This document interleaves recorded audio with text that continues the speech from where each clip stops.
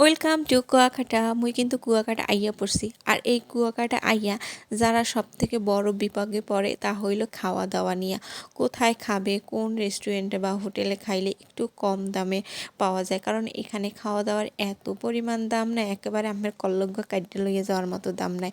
এই জন্য হ্যাগোদালে কমু যে একেবারে 0 পয়েন্টের লগেই এই বাঙালিয়ানা রেস্টুরেন্টের কথা।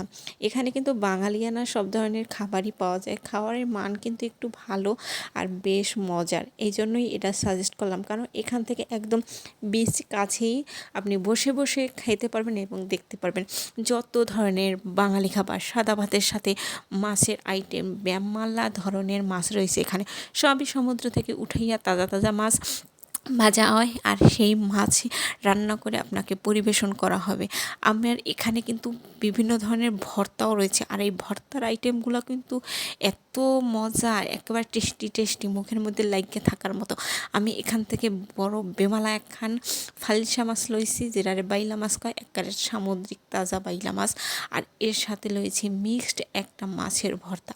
গরম ভাত দিয়া মাছের ভর্তা দিয়ে খাইতে যে কি মজা। সাথে ছিল একেবারে এত সুন্দর একটি ভিউ, মুই দোতলা বইয়ে খাইতেছিলাম, আর এই যে সমুদ্রের ভিউটা এত সুন্দর করে দেখাইতেছিল, খাইতে খাইতে মনে হয় যেন সমুদ্রের মধ্যেই চলে